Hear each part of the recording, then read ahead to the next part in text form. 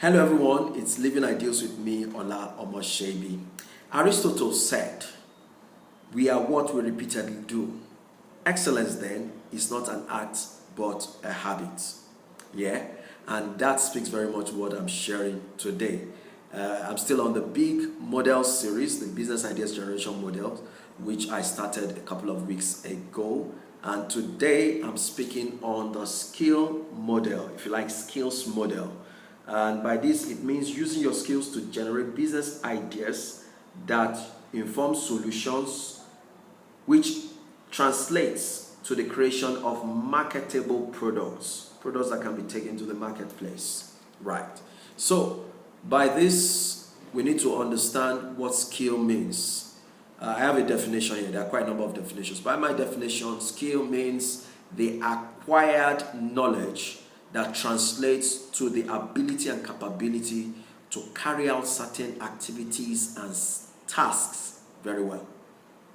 The acquired knowledge that translates to the ability and capability to carry out certain tasks and activities well. Yeah, there are other definitions out there. And by skills, they can be put into different definitions and categories, types of skills.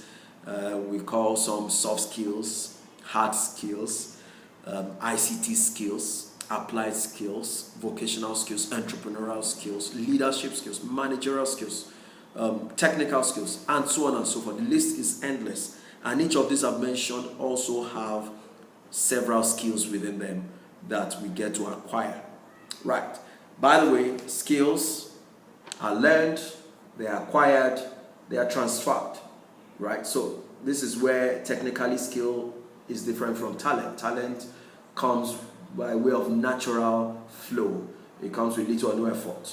Skill comes with learning, with acquisition, and it also can be transferred. Of course, there are instances where talent and skills are intertwined and you can really not tell the difference, because especially when it is something you acquire from childhood and it has become a second nature, you don't even know whether it's a talent or it's a skill. We'll talk about that a bit next week, talking about the mixture of talent, skills, and passion. So, for me, the skills model, the biggest challenge is discovering the skills you have. Why did I say so? You say, but I know my skills. Hold up. Most times, the skills people focus on are the skills that they learned in a structured way. What I mean by structured way is that conscious and structured way. You are conscious, you are aware. There's an understanding that you're actually learning, you are being taught, and you are learning, and you're picking up, you're acquiring.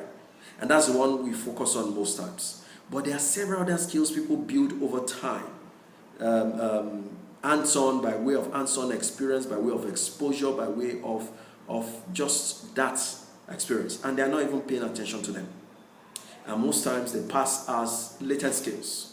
So that is why I put the discovering of your skills, because you need to discover the skills that you need to even use to generate business ideas. I put them into three categories. I said there are the learned skills, there are the listed skills, there are the latent skills. The learned skills are the skills, like I mentioned earlier, in some form of conscious, structured manner. You were taught and you learned. So yes, you can use this as a drop-down list of all those skills to now probe further and say, which of these skills should I use, can I use to generate business ideas that will take to the marketplace?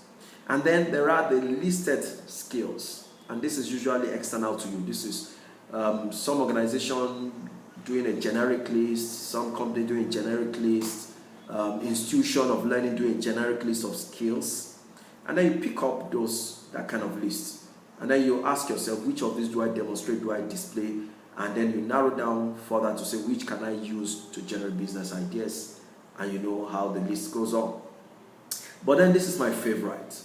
Reason being that by the name, it defines itself. Latent means it is there, but it is not obvious. It is not conscious. It is not conspicuous. It is not obvious. It is not visible like others, like all these other ones.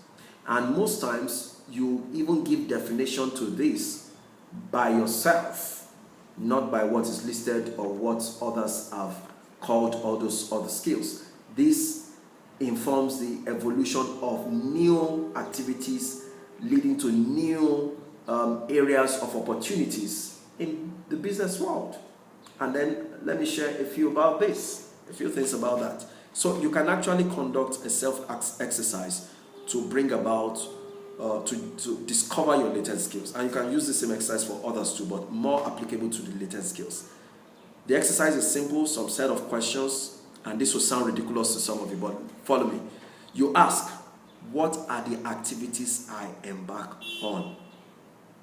It sounds ridiculous, it sounds ambiguous. But what are the activities I embark on?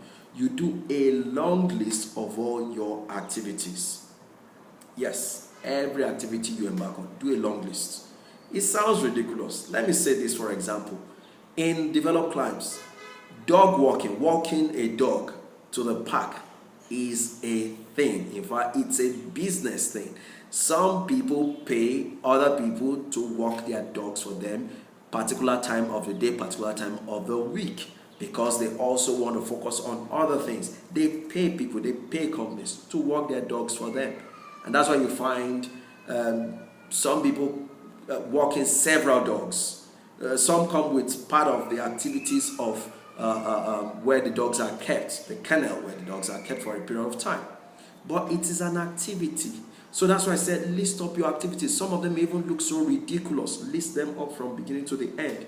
You can never tell where the cash cow is. Secondly, ask, which of these activities do I do well? Now you need to, at this point, you need to be able to say to yourself, I do this well. Whether it comes with some bit of rigor or not, whether it comes with some bit of pain or not, but I do this well. Yes, if you have somebody sitting in with you on this activity, on this exercise, they might be able to also agree with you that you do this well. The third level is to say, which of these activities do I do well with value for others? So now you are getting to where the nail is being hit on the head. Which of these activities, so the list is further narrowing down. Which of these activities do I do well that creates value for others? Take, for example, your aunt calls you to come and help out each time she has a house party, to come and help out in the kitchen to do some cooking. This one you know how to cook. That might be an opportunity you have been missing out big on. That might be a cash cow you are supposed to have been taken advantage of. Or you are the man who they get to call and say, you know how to handle cameras and devices, please snap our pictures. And they do that every time. They find value in it. They are not hissing and saying, you don't know how to take, and then these pictures, and they give it to somebody else. They give it to you. Rather than getting angry, that might be an opportunity you are throwing away. So look at your activities. What do I do well? What do I do well that create value for others? And from there, you can continue to narrow down. There's a few other steps you can take. But I'm going to stop here. This has been a skill model, and there's a lot more to talk about. But like I always say about living ideals, the better you await your permission for expression, be better, be the best, and stay blessed.